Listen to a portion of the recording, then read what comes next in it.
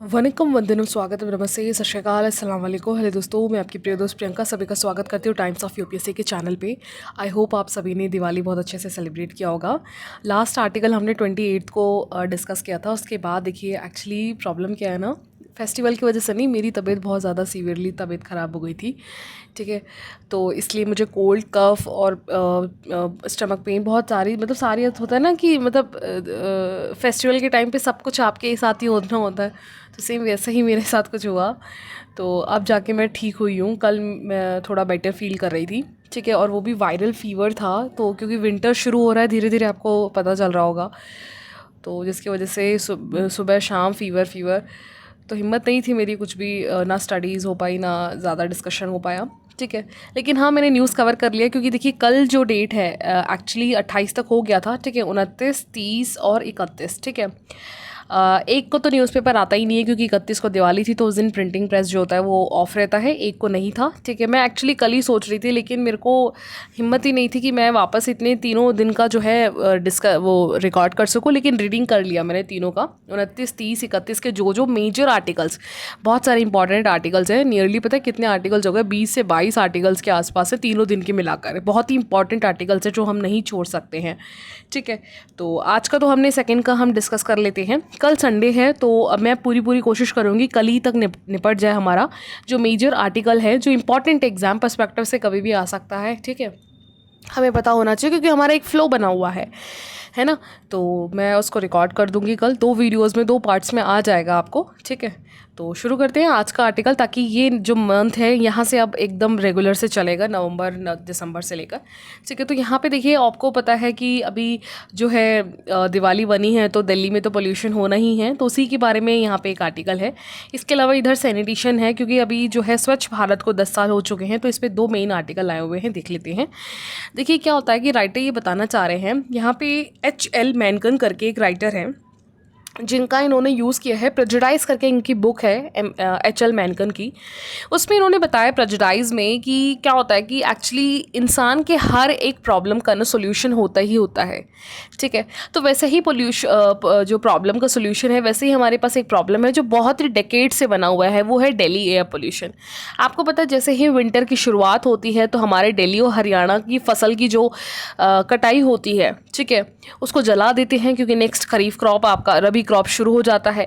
तो इससे क्या होता है कि और ऊपर से आपका जो दिल्ली का एरिया है वो काफ़ी लैंडलॉक्ड एरिया है, और ऊपर से जो लोकल विंड्स हैं वो बहुत डोमिनेट हो जाती हैं वहाँ पे, जिसकी वजह से एयर जो आपका एयर पोल्यूशन है वो बहुत ज़्यादा कॉन्सेंट्रेट हो जाता है दिल्ली के टेरिटोरियल एरिया के आसपास। ठीक है, तो यहाँ पे राइटर यही कह रहे हैं कि जब हमारे पास इंसान के हर प्रॉब्लम का सोल्यूशन है तो पोल्यूशन का क्यों नहीं है। ठीक है, और हर साल क्या होता है कि जैसे ही दिवाली ख़त्म होती है वैसे ही हमारा जो है विंटर शुरू हो जाता है, पीएम पार्टिकल्स वगैरह काफ़ी ज़्यादा कंसनट्रेटेड हो जाता है। ठीक है, तो ये प्रॉब्लम काफ़ी बना हुआ है, और इस साल भी जैसे अभी अक्टूबर के लास्ट वीक में आया है और विंटर शुरू होने वाला है। ठीक है, तो यहाँ पे देखिए मेन जो कॉज है, एक तो ये है कि जो फायरवुड है, कुकिंग हीटिंग इंडस्ट्रीज़ है, कोल फायर प्लांट है, कंस्ट्रक्शंस की वजह से रोड से आने वाले डस्ट हैं, ट्रैफिक है, व्हीकल एग्जॉस्शंस हैं, वेस्ट बर्निंग्स हैं। इसके अलावा जो आउटसाइडर ऑफ द दिल्ली से आसपास का एरिया जैसे कि हरियाणा है, पंजाब है, एनसीआर रीजन से आने वाले पोल्यूशंस भी जो हैं बहुत बड़ा एक रोल प्ले करती हैं दिल्ली के पोल्यूशंस को बढ़ाने में। ठीक है, इसके अलावा यहाँ पे राइटर जो बता रहे हैं मेन पहले प्रॉब्लम्स को हाईलाइट कर रहे हैं, उसके बाद सॉल्यूशन की बात करेंगे। सेकंड ये है कि दिल्ली का पोल्यूशन जो है कोई रीसेंट फिनोमिना तो नहीं है, बहुत डेकेड से डेकेड बहुत ही सालों से चलता आ रहा है। ठीक है, और इवन सेम ऐसा नहीं है कि सिर्फ दिल्ली ही ऐसे एक ऐसा प्रॉब्लम है, लंदन ने भी सेम ऐसे ही प्रॉब्लम 19th सेंचुरी में फेस किया था, जो कि एक मोस्ट पूरे ग्लोबल में one of the most polluted city में लिस्टेड होने लग गया था, क्योंकि वहाँ पे जो है कोल और फायरवुड को काफ़ी कंटिन्यूसली बर्न किया जा रहा था। ठीक है, और ऊपर से जैसे ही विंटर का सीज़न आ जाता है तो वहाँ पे टेम्परेचर के इन्वर्जन हो जाता है। टेम्परेचर इन्वर्जन का आप मतलब समझते हो, जैसे कि ऊपर तो आपकी कोल्ड एयर है, ठीक है, नीचे की वार्म है। ठीक है, ठीक है, तो क्या होता है कि इससे आपका जो ये नॉर्मल फिनोमिना है। ठीक है, जब वार्म एयर क्या होती है कि जब वार्म होती है तो ये हल्की हो जाती है, फिर ये ऊपर उठती है। ठीक है, ये ऊपर उठती है, और जब कोल्ड एयर होती है वो क्या होता है कि ठंडी होती है और भारी होती है, तो वो नीचे बैठती है। तो क्या होता है इन्वर्जन में वार्म तो ऊपर चला जाता है, ठीक है, और नीचे कोल्ड बैठ जाता है, और कोल्ड बैठ जाता है तो क्या होता है कोल्ड हैवी होता है। ठीक है, तो कोल्ड हैवी होने की वजह से क्या होता है कि ये विंड का सर्कुलेशन जो है मूवमेंट नहीं हो पाता। तो इस समय क्या होता है कि नीचे अर्थ कोल्ड एटमॉस्फेयर में एयर है, और कोल्ड में क्या होता है, मॉइस्चर का जो कंटेंट होता है वो ज़्यादा होता है। तो आपके अर्थ सरफेस से जो भी डस्ट पार्टिकल्स निकले व्हीकल एग्जॉस्शंस की वजह से या इंडस्ट्री की वजह से, वो क्या करता है, वो इस कोल्ड एयर के अंडर में जो है ट्रैप हो जाएगा। ठीक है, तो ये आपका अर्थ सरफेस हुआ, और यहाँ पे ट्रैप जो पार्टिकल्स हैं वो पूरा का पूरा एक गैस चैम्बर का काम करती है, क्योंकि यहाँ पे टेम्परेचर इन्वर्जन हो गया है, टेम्परेचर बदल नहीं रहा है। इसके बहुत रीजंस होते हैं। तो ऐसा ही जो है टेम्परेचर इन्वर्जन की वजह से 1952 में कम से कम 4000 लोगों की डेथ हुई थी लंदन सिटी में। ठीक है, लेकिन धीरे धीरे जो है इसके मेन प्रॉब्लम को आइडेंटिफाई किया गया। यहाँ पे जो है गैसेस को रिप्लेस किया गया कोल हीटिंग से। ठीक है, जिसकी वजह से वहाँ पे लोग जो है क्लीन एयर में सर्वाइव करने लगे।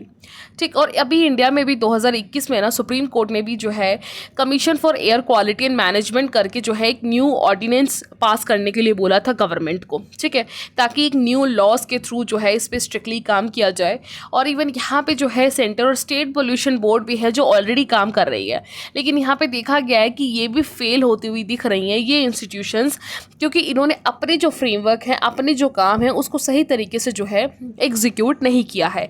कहीं ना कहीं ये माना जा रहा है कि इसमें भी जो है, चाहे वो न्यू हो चाहे वो पुराने वाले हो, कहीं ना कहीं बजट का लैक है। इसके अलावा कहीं ना कहीं जो है एक साइंटिफिक जो स्टाफ होना चाहिए एक लार्ज नंबर पे, वो कहीं ना कहीं लैक है, जिसकी वजह से यहाँ के जो कोर इश्यूज़ को उसको एड्रेस करने के लिए, एड्रेस करके भी उसका जो सोल्यूशन है वो नहीं निकाला जा रहा है। ठीक है, और यहाँ पे राइटर बता रहे हैं कि देखिए बहुत सरप्राइजिंग होगा, सेंटर और स्टेट गवर्नमेंट जो है दोनों ही यहाँ पे फेल होते हुए दिख रहे हैं। क्योंकि देखिए सेंटर तो इसलिए क्योंकि यहाँ पे आपका पूरा जो पॉलिटिकल कैपिटल है वो दिल्ली के अंडर में, ये सारे पार्लियामेंट्स, आपके जो भी एमपीज़ की मीटिंग्स होती हैं वो सब चीज़ें आपके सेंटर में दिल्ली में है। और दिल्ली की जो लोकल पार्टी है अभी तो बीजेपी के पास है, लेकिन पहले इससे आम आदमी जनता पार्टी की थी। म्यूनसिपैलिटी आज भी आम आदमी पार्टी के पास है। तो यहाँ पे तो है जो है, यहाँ पे दिल्ली गवर्नमेंट को ही यहाँ पे स्टेट बोला गया, ऑल्दो दिल्ली से स्टेट नहीं है, आप याद रखिएगा। ठीक है, तो इन दोनों के बीच में जो फेलियर्स बता रहे हैं यहाँ पे देखिए, क्योंकि एक तो जुरिडिक्शन में ट्रांसपेरेंसी नहीं है, रेगुलेशन सही तरीके से ना होना। ठीक है, दोनों के रूल्स एंड रेगुलेशंस अपने में आसपास जो है एक सपोर्टिव ना होने की वजह से क्या होता है कि यहाँ पे जो कोर इशू है सेंटर को भी पता है, स्टेट दिल्ली गवर्नमेंट को भी पता है, लेकिन फिर भी जो है इसको सही तरीके से एड्रेस नहीं किया जा रहा। तो यहाँ पे अब बात आ जाती है कि किस तरीके से इसको सोल्यूशन करें। तो देखिए यहाँ पे ऑल्दो अगर हम इंस्टीट्यूशंस की बात करें तो यहाँ पे CAQM भी लाया गया। काफ़ी अमेंडमेंट्स के बाद भी क्या होता है कि इंस्टीट्यूशंस टूथलेस और बैंकरप्ट की तरह बिहेव करती हैं। ठीक है, कि जैसे उनके पास फाइनेंशियल फंड नहीं है या फिर उनके पास पावर नहीं है। ठीक है, तो यहाँ पे राइटर एक चीज़ मेन इंपॉर्टेंट जो बता रहे हैं ना, वो ये है कि एक्सेप्टेबिलिटी करना पड़ेगा, पब्लिक को एक्सेप्ट करना पड़ेगा कि यहाँ पे प्रॉब्लम है, यहाँ रूल्स हैं, रेगुलेशंस हैं, जिसे हमें फॉलो करना बहुत ज़्यादा ज़रूरी है। जो कि हमारे जो है देखिए विदाउट कंपनसेशन, विदाउट जो है इंडिविजुअल एफर्ट्स के ना, इसका कॉस्ट का कोई भी बेनिफिट नहीं हो पाएगा। ठीक है, तो इसके साथ साथ यहाँ पे राइटर ये भी बता रहे हैं हमें क्लीन टेक्नोलॉजीज़ के साथ साथ सही तरीके से जो प्रोविजंस है, जो रेगुलेशंस के प्रोविजंस है, उन्हें अपनाना होगा। इसके अलावा यहाँ पे इंडस्ट्रियलिस्ट के साथ साथ क्या होता है कि देखिए इंडस्ट्री जो स्पेसिफिकली यहाँ पे जैसे अगर कोई बर्निंग, जैसे कि अगर आप मान लीजिए कि कोल की इंडस्ट्री है, थर्मल की इंडस्ट्री है, या फिर आप मान लीजिए इलेक्ट्रिक व्हीकल्स के एग्जॉशंस हैं, ये जो भी मेन सोर्स है उन्हें भी यहाँ पे कमिटमेंट करना पड़ेगा। साथ में जो गवर्नमेंट है उन्हें भी इस चीज़ में जो है अपना कॉन्ट्रीब्यूशन देना होगा। अगर आप इंडिविजुअली छोड़ दोगे, जैसे फॉर एग्जांपल कोल इंडस्ट्री, उस पर आपने चार्जेस लगाना शुरू कर दिया, उस पर कॉस्ट लगाना शुरू कर दिया कि भैया आप दिल्ली के पोल्यूशन में इतना बड़ा कंट्रीब्यूट कर रहे हो, तो देखिए वो इंडस्ट्री फिर आगे काम नहीं देगी, है ना। तो यहाँ पे जो है प्रिवेंट करने के लिए राइटर यही बता रहे हैं कि मेन जो है आपको इंसेंटिव्स के साथ साथ यहाँ पे परमिशन भी देना होगा, इंडस्ट्रीज़ को यहाँ पे जो है प्रिवेंट करने के लिए फोकस करवाना होगा, रेगुलेशंस इंडस्ट्रीज़ के अकॉर्डिंग थोड़ी करनी पड़ेगी, उनमें चेंजेस करने होंगे, उनके जो स्ट्रक्चर्स हैं। ठीक है, और तो यहाँ पे देखिए दिल्ली गवर्नमेंट ने काफ़ी अच्छा किया था कि जो मोर कोर इस तरीके से पोल्यूशन बेस्ड इंडस्ट्रीज़ है ना, उसे दिल्ली के आउटर एरिया पे ही रखा गया है, कोर दिल्ली के अंदर में नहीं था। ठीक है, चेंज कर दिया पहले से। तो लेकिन और भी जो है इसमें यहाँ पे एक लॉन्ग टर्म पे एक बहुत बड़ा एक पुश देने की ज़रूरत है। ठीक है, तो ये है। नेक्स्ट आर्टिकल चलते हैं। देखिए नेक्स्ट आर्टिकल स्वच्छ भारत मिशन पे। एक्चुअली देखिए लास्ट मंथ ना स्वच्छ भारत को 10 साल हो चुके हैं। ये एक स्पेसिफिकली देखिए ऑल्दो ये स्वच्छ भारत आपका रूरल अर्बन दोनों में ही है। ठीक है, यहाँ पे हर साल राइटर बता रहे हैं कि चाहे इंडिया के अर्बन हो, सिटी अर्बन हो या चाहे रूरल हो, सैनिटेशन के फॉर्म में ना काफ़ी कुछ पहले से चेंजेस आए हैं, लेकिन यहाँ पे फिर भी जो है अभी कहीं ना कहीं लूप होल्स हैं। जैसे यहाँ पे इन्होंने बताया कि अगर आप बात करोगे, अगर मानसून के टाइम पे बात करोगे तो अभी भी बहुत ज़्यादा वेस्ट वाटर हज़ार्ड्स देखने को मिलते हैं। इंडिया के 28% सिटीज़ ऐसे हैं जो सीवेज का ट्रीटमेंट सही तरीके से नहीं होता, सीधे रिवर्स और सीज और स्ट्रीम्स में जो है छोड़ दिया जाता है, ठीक है। और इवन जबकि सैनिटेशन की अगर आप बात करोगे ना, इट्स अ ह्यूमन राइट्स, ठीक है, याद रखिएगा, सैनिटेशन ह्यूमन राइट है। Sanitation it's not a constitutional right, it's not a legal right, sanitation is a human right, ठीक है। और ये पब्लिक के हेल्थ और प्रोडक्टिविटी के लिए बहुत ज़्यादा ज़रूरी है। और इवन हमारे सस्टेनेबल डेवलपमेंट में वन ऑफ द गोल है सैनिटेशन, ठीक है। तो इसका कहीं ना कहीं लेक जो है वर्ल्ड की पॉपुलेशन का सीधा सीधा ये दिखाता है कि 43% ऑफ द पॉपुलेशन ऐसी है जो अभी भी सैनिटेशन से काफ़ी ज़्यादा लेक कर रही हैं। और अगर आप इंडिया की बात करोगे तो ग्लोबल साउथ में स्पेशली सेंट्रलाइज्ड और कैपिटल इंसेंटिव सैनिटेशन जो है, जहाँ पे वेस्ट मैनेजमेंट का सही तरीके से प्रॉपर मैनेजमेंट नहीं है, मेगा सिटीज़ हो, छोटे टाउन्स हो, स्मॉलर सिटीज़ हो, वहाँ पे अभी भी जो है कहीं ना कहीं सीवेज का जो है इश्यूज़ मेंटेन है। ऑल्दो यहाँ पे राइटर एक और चीज़ ये बता रहे हैं कि 10 साल हो गए हैं, ठीक है, 2014 में शुरू हुआ था और अभी रिसेंटली 2024-25 के बजट में जो सैनिटेशंस के लिए अलोकेशन था वो पहले के कंपैरेटिवली कम ही जो है इंक्रीज़ किया गया है, और सिर्फ 0.5% ही जो है अलोकेट किया गया है, ठीक है। और यहाँ पे जो है 90% of money allocated to the national rural drinking water programme में जो है शिफ्ट कर दिया है। दैट मीन्स एक चीज़ ये है कि एक्चुअली क्या होता है कि जब हम एक पॉलिसी फॉलो करते हैं ना, वही बात है ना, देखिए डेवलपिंग नेशंस होते हैं, उसके पास अथाह इतनी सारी पॉलिसीज़ होती हैं। अब नया टारगेट उसका national rural drinking water programme शुरू हो गया है, तो स्वच्छ भारत मिशन में जो उसकी फंडिंग है वो इतनी ह्यूज नंबर पर नहीं हो रही, लेकिन एक्चुअल में क्या होता है कि जो स्कीम होती है, जैसे मान लीजिए स्वच्छ भारत मिशन है, अब इसमें पहले आप 77 करोड़ के आसपास कर रहे थे, अब सिर्फ 10,000 करोड़ के आसपास ही कर रहे हो, है ना, 77,000 के आसपास था। अब ये जब ज़्यादा अमाउंट बढ़ेगा तभी तो वो सफाई और मेंटेन रहेगी ना, और इक्विपमेंट्स आएंगे और टेक्नोलॉजी का यूज़ होगा। लेकिन क्या होता है कि वही चीज़ है कि वो चीज़ बाइफरकेट हो जाती है, आपका जो अलोकेशन है, अलोकेशन ऑफ द फंड्स जो है वो नए स्कीम्स में बढ़ जाता है। और 2014 इंडिया का जो है वर्ल्ड का हाईएस्ट, ठीक है, हाईएस्ट जो है ओपन डिफेक्शन वाला जो है स्टेट था, ठीक है, कंट्री था, ठीक है। नियरली 60 जो है मिलियंस डिफेकेशन आउटडोर पे होता है। इसी चीज़ को कर्व करने के लिए 2019 में ओपन डिफेक्शन फ्री जो है हमारे ऑनरेबल प्राइम मिनिस्टर ने प्रोग्राम चलाया था, स्वच्छ Bharat mission, specifically rural area में, और ये धीरे धीरे हुआ भी, है ना। इवन ODF+ करके भी स्टेटस दिया गया था, लेकिन फिर भी जो है अभी बहुत सारे स्टेट्स ऐसे हैं, बहुत सारे एरिया ऐसे हैं जो लैक ऑफ एडिक्वेट इंफ्रास्ट्रक्चर की वजह से, सीवेज का सही ट्रीटमेंट ना होने की वजह से अभी भी काफ़ी सारे टाउन्स और रूरल एरिया में ओपन डिफेक्शंस होते हैं। और स्पेसिफिकली उन एरियाज़ में जहाँ पे माइग्रेशन पॉपुलेशन है, या दलित कम्युनिटीज़ हैं, या फिर सोशली मार्जिनलाइज ग्रुप हैं जो मेनली पुअर मैनेज्ड होकर पाते हैं, क्योंकि फाइनेंशियली भी इतना ज़्यादा जो है स्ट्रॉन्ग नहीं है, और माइग्रेट होने की वजह से उनके पास खुद का जो है अपना एरिया, अपना जो माइग्रेशन, अपना जो अथॉरिटी है वो नहीं होती है, ठीक है। तो यहाँ पे प्रॉब्लम्स बरकरार है। नियरली 65% ऑफ अर्बन इंडिया जो है अभी भी मेनली अगर आप बात करोगे सेप्टिक टैंक्स पे डिपेंडेंट है, ठीक है। अभी रिसेंटली IIT बॉम्बे के द्वारा मार्च में एक जो है एक सर्वे करवाया गया था, जिसमें यहाँ पे बोला गया है जो फेकल स्लज है ट्रीटमेंट, फेकल स्लज जैसे कि आपका सेप्टिक टैंक्स वगैरह होते हैं उसको क्लीन कराने में यहाँ पे एक सर्वे करवाया गया था उड़ीसा में, ठीक है, उड़ीसा और महाराष्ट्र में। वहाँ पे देखा गया कि ये प्रॉपरली फंक्शंस नहीं करते हैं, ठीक है। और इंडिया में अगर आज भी देखोगे ना, देखिए मैनुअल स्कैवेंजिंग आज भी बना हुआ है, जबकि इंडिया में बैन है मैनुअल स्कैवेंजिंग, ठीक है। लेकिन फिर भी जो है आप अगर Tier 2 सिटीज़ और Tier 3 सिटीज़ में देखोगे ना, तो इंसान के द्वारा सीवेज को क्लीन करते हुए दिख जाएंगे, स्पेसिफिकली जो सेप्टिक टैंक्स होते हैं। देखिए क्या होता है कि एक होता है ड्रेनेज की क्लीनिंग, एक होता है सेप्टिक टैंक। सेप्टिक टैंक्स में बहुत डेंजरस गैसेज होती हैं, उसके अंदर इंसान को अंदर जाके वो साफ़ करते हैं। और यहाँ पे इवन इंडिया में काफ़ी बार मशीन का यूज़ किया गया है, लेकिन अभी भी जो है वो इतना सक्सेसफुल नहीं है, ठीक है। क्योंकि कहीं ना कहीं एक तो ये भी रीज़न है कि जो चीप लेबर की अवेलेबिलिटी है वो कहीं ना कहीं एक तरीके से मान लीजिए मिसयूज़ ही हो रहा है, क्योंकि आपके यहाँ पे मशीन से ज़्यादा लेबर्स बहुत चीप है, पॉपुलेशन बहुत ह्यूज है। तो क्या होता है स्कैवेंजिंग में काफ़ी ज़्यादा जो है यहाँ पे लोगों का एज मच एज यूज़ करने की कोशिश की जाती है रेदर देन मशीन्स की। यहाँ पे 2018 से 23 तक के बीच में मैनुअल स्कैवेंजिंग के बीच में यहाँ पे एक रिपोर्ट आई है कि मैनुअल स्कैवेंजिंग के ट्रीटमेंट के टाइम पे, यानी टैंक की सफाई करते टाइम अभी यहाँ से नियरली 4 से 5 साल के बीच में 400 लोगों की डेथ हो चुकी है। सोचिए कितना ह्यूज एक इम्पैक्ट है इसका। लेकिन फिर भी जो है इस पर काफ़ी कोई खास जो है एक सोल्यूशन नहीं दिख रहा है। ऑल तो यहाँ पे 2022 में जो गवर्नमेंट है उन्होंने नमस्ते स्कीम लेके आए थे under the social ministry justice empowerment mention, ताकि इसमें रिहेबिलिटेट किया जाए। इसका मेन मोटिव यही था कि हमें जो है ज़ीरो स्लर्ज काम करना है, यानी स्कैवेंजर्स का काम को ज़ीरो लेके आना है। लेकिन फिर भी राइटर यहाँ पे बता रहे हैं कि ये फेलियर रहा है काफ़ी हद तक, ये जो स्कीम है सक्सेसफुल नहीं है। ठीक है, तो यहाँ पे इन सारे चैलेंजेस को हमें जो है इरेडिकेट करने की ज़रूरत है। हमें एक सस्टेनेबल इक्विटेबल कंट्रीब्यूट करने की ज़रूरत है। यहाँ पे फेकल स्लज जो है एक ऑर्गेनिक कंपाउंड है जिसको हम इकोनॉमी में वापस रीयूज़ करके जो है एक बायोगैस और फर्टिलाइज़र के फॉर्म में भी यूज़ कर सकते हैं, अकॉर्डिंग टू ब्राउन कोल के फॉर्म में। क्योंकि आपको पता है कि जो फेकल स्लज होता है वो जो है डीकम्पोज़र का काम करता है। ठीक है ना। और इसको सही तरीके से अगर हम जो है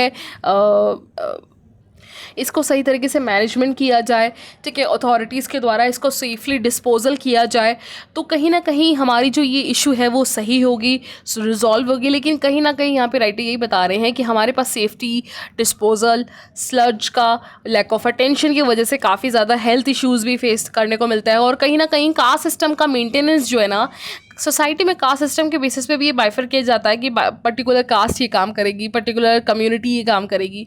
तो ये चीज़ें जो हैं इन सारे काम्स को बढ़ावा देती हैं। डिजीज़ बर्डन बढ़ता है, वाटर बॉडीज़ कंटेमिनेटेड होती हैं, पुअर अर्बन ड्वेलर्स बढ़ते हैं, vulnerable section specifically women, workers, migrants, national state local authorities, सबसे ज़्यादा इनको इम्पैक्ट होता है। लॉन्ग टर्म प्लानिंग की ज़रूरत है, यहाँ पे फिनेंशियल मैकेनिज्म करना होगा। ठीक है, तो ये सारे इश्यूज़ जो हैं इन पे रेगुलेटरी फ्रेम के साथ साथ जो है यहाँ पे कम्युनिटी पार्टिसिपेशंस पे जो है राइटर मेन फोकस कर रहे हैं ताकि लॉन्ग टर्म सोल्यूशन निकाल सके। इसके अलावा नेक्स्ट आर्टिकल चलते हैं। देखिए अभी क्या एक्चुअली आपको पता है अभी दिवाली आज और कल और है, ठीक है, फेस्टिवल। तो लेकिन अभी ओवरऑल देखा जाए कि यहाँ पे बता रहे हैं कि दिवाली में हर बार जैसे ही दिवाली का सीज़न शुरू होता है तो दिल्ली में पोल्यूशन पूरा मंडराता है, बहुत डार्क हो जाता है एरिया। लेकिन इस बार देखा गया कि एयर क्वालिटी काफ़ी बेटर है। जैसे कि यहाँ पे अगर आप देखोगे तो एयर क्वालिटी नॉर्मली जब अगर आप 2023, 22, 21 में देखोगे तो 400, 450 पर्टिकुलर मैटर हो जाता था, ठीक है, सेंट्रल कंट्रोल बोर्ड के अकॉर्डिंग। लेकिन इस बार 3328, 339 ही है, मतलब काफ़ी कम है इस बार अगर आप पोल्यूशन देखोगे। तो इसमें दो फैक्टर मेनली बताया गया है। एक तो वार्मेस्ट टेम्परेचर। देखिए एक्चुअली क्या है, इन्होंने बोला है 1909 के बाद ना 1901 के बाद अक्टूबर का महीना जो है अभी पिछले इतने सालों से सबसे ज़्यादा हाई टेम्परेचर का मेंटेन रहा है। एक्चुअली वरना क्या होता है कि अक्टूबर आते आते ना आपने हमेशा गौर किया होगा हल्की हल्की सर्दी, हल्की हल्की ठंड शुरू हो जाती है। लेकिन इस बार टेम्परेचर काफ़ी वार्म रहा है। एवरेज टेम्परेचर 27 डिग्री सेल्सियस है। और जब टेम्परेचर गर्म रहता है तो क्या होता है कि टेम्परेचर इन्वर्जन नहीं होता, ठीक है, और इन्वर्जन नहीं होगा, नीचे ठंडी एयर नहीं होगी, है ना, तो जिससे पार्टिकल्स, डस्ट पार्टिकल्स है वो सरफेस पे बना नहीं रहेगा। क्योंकि गर्म हवा है तो गर्म हवा कैसी होती है, हल्की होती है और ऊपर उठ जाती है, ठीक है। दूसरी चीज़ जो मेन रीज़न है वो है स्ट्रॉन्ग विंड्स का। विंड्स जो है IMD के अकॉर्डिंग इन्होंने बोला है कि पर किलोमीटर 3 से 7 किलोमीटर नॉर्मल एवरेज चलती है। लेकिन ये चीज़ काफ़ी बड़ी है, 10 से 10 किलोमीटर के आसपास भी पड़ी है पर आवर के हिसाब से, ठीक है, 10 से 15 के आसपास पड़ी है। जिसकी वजह से क्या होता है कि आपका जो छोटे छोटे पार्टिकल्स होते हैं PM 2.5, PM 10, ये पार्टिकल्स आपके एटमॉस्फेयर में बने नहीं रह पाए, ठीक है। तो ये बहुत बड़ा रीज़न है जिसकी वजह से इस बार दिल्ली में जो है काफ़ी कम पोल्यूशन देखने को मिल रहा है आफ्टर दिवाली, ठीक है। इसके अलावा नेक्स्ट आर्टिकल एक है, देखिए अभी हमारे पास एक यहाँ पे बताया है कि ब्लैक होल का ट्रिपल सिस्टम पता चला है। देखिए क्या है, एक्चुअली अभी एक न्यू स्टडीज़ पब्लिश हुई है जिसमें ये डिस्कवर हुआ है कि ब्लैक होल जो है ब्लैक होल क्या है, एक सेंटर जो है एक प्रोसेस है जिसमें क्या होता है कि इस तरीके से होल होता है जिसमें लाइट्स एमिट नहीं होती हैं और ये सभी चीज़ों को अपने अंदर और ग्रास्प करता है, ठीक है। और ये अर्थ से 8000 लाइट ईयर अवे है, ठीक है, नियरली 9.5 ट्रिलियन किलोमीटर के आसपास, ठीक है। लेकिन यहाँ पे ट्रिपल ब्लैक होल क्या है, देखिए क्या होता है कि एक होता है नॉर्मल ब्लैक होल, ठीक है, और डबल एक ब्लैक होल होता है कि ब्लैक होल है उसके आसपास स्टार्स हैं। ट्रिपल में क्या होता है कि यहाँ पे ब्लैक होल भी हैं, स्टार्स भी हैं और बहुत ज़्यादा एक कॉन्स्टलेशन भी है, कॉन्स्टलेशन यानी स्टार्स का गुच्छा भी है आसपास, तो उसी चीज़ को यहाँ पे ट्रिपलेट बोला गया है, ठीक है, जो चीज़ अभी स्टडीज़ में पता चली है। और ये मिली है आपको साइगनी करके कॉन्स्टलेशन। कॉन्स्टलेशन मतलब क्या होता है कि ग्रुप ऑफ अ स्टार होता है, ठीक है। तो जैसे कि आपका सोलर सिस्टम का स्टार कौन है, सन है, तो वैसे ही साइगनस करके कॉन्स्टलेशन है जहाँ पे बहुत सारे स्टार्स हैं, उसके आसपास ये जो है आपका ये ब्लैक स्टार ट्रिपल स्टार मिला है यहाँ पे, ठीक है। तो ये मेन है। बाकी यहाँ पे last article consumption and food inflation पे देख लेते हैं। एक्चुअली यहाँ पे देखिए क्या बताया जा रहा है कि तो ये इंडेक्स याद रखिएगा कि फूड इन्फ्लेशन में यहाँ पे रूरल और अर्बन में कौन कौन से कमोडिटीज़ देखते हैं। सबसे पहले फूड एंड बेवरेजेस है, दूसरा पैन टोबैको इंटॉक्सिकेंट्स है, क्लोथिंग फुटवेयर से, हाउसिंग फ्यूल और मिसलेनियस है। आपको पता है हमारा होलसेल प्राइस इंडेक्स और कंज्यूमर प्राइस इंडेक्स तरीके से जो है हमारा जो वो है इन्फ्लेशन है वो मेजर किया जाता है, लेकिन हमारी गवर्नमेंट कंज्यूमर सीपीआई को ज़्यादा यूज़ करती है। सीपीआई में कौन कौन से कंपोनेंट्स होते हैं वो ये हैं, ठीक है, फूड, बेवरेजेस, क्लोथिंग, ये सब। इसमें सबसे ज़्यादा वेटेज किसका होता है, फूड एंड बेवरेजेस का होता है, ठीक है, नियरली 54 के आसपास। और फिर सिर्फ और सिर्फ फूड का ही 47 होता है। फूड के अंदर में फूड, नॉन एल्कोहलिक, प्रिपेयर्ड मील, स्नैक्स, स्वीट्स, ये सारे आ जाते हैं, ठीक है। तो एक तो ये याद रखिएगा। मिसलेनियस में भी देख लीजिएगा, health, good service, transportation, recreation, education, personal, ये सारे मिसलेनियस में आते हैं, ठीक है। ये कंपोनेंट आपको याद होना चाहिए। तो अभी डेटा क्या है, अभी डेटा ये है कि इन्होंने बोला है कि अभी ना अर्बन से ज़्यादा रूरल में जो है इन्फ्लेशन का इम्पैक्ट है, लेकिन फिर भी जो है रूरल में काफ़ी ज़्यादा कंजम्पशन बना हुआ है एज़ कम्पेयर अर्बन के। अभी रिसेंटली क्या होता है कि हाफ ईयर्स का मतलब अभी जो 6 महीने से ज़्यादा क्वार्टर्स निकल गए हैं, तो इसमें अभी गवर्नमेंट मिनिस्ट्री की द्वारा से जो है एक हाफ रिपोर्ट निकाली गई है 6 मंथ की, फर्स्ट ऑफ द हाफ 2025 की, ठीक है, तो फाइनेंशियल ईयर की। तो यहाँ पर इन्होंने बताया कि अर्बन में जो कंजम्पशन है ना एज़ कम्पेयर रूरल के काफ़ी ज़्यादा कम हुआ है ड्यू टू द इन्फ्लेशन। आपको पता है काफ़ी ज़्यादा इन्फ्लेशन बना हुआ है। स्पेसिफिकली अगर हम वेजिटेबल्स की बात करें, नॉर्मल इन्फ्लेशन 4 से 5% के बीच पे है, लेकिन वेजिटेबल की इन्फ्लेशन 9% के आसपास है। काफ़ी आर्टिकल्स हम डिस्कस कर चुके हैं इस पर, ठीक है, तो उसी के बारे में यहाँ पे बताया गया है, ठीक है। और यहाँ पे ये डेटा भी है कि देखिए अगर आप ये जो फूड एंड बेवरेजेस देखोगे तो वो ग्रीन वाला है, ठीक है, और अर्बन का, और अगर फूड बेवरेजेस रेड देखोगे तो वो रूरल है, ठीक है। तो यहाँ पे दिखाया गया कि रूरल से ज़्यादा अर्बन में बहुत इम्पैक्ट हुआ है इस फूड बेवरेजेस की वजह से। यानी जितना ज़्यादा फूड बेवरेजेस का इन्फ्लेशन बढ़ता जा रहा है उतना ज़्यादा लोग कंज्यूम कम कर रहे हैं अर्बन में, ठीक है। तो ये मेन था इसके अंदर, बाकी ऐसा डेटा इंपॉर्टेंट नहीं है इसमें। तो ये ओवरऑल आर्टिकल था, ठीक है। कल मैं आपको बाकी बचे हुए वीडियोज़ कवर कर दूँगी। Thank you.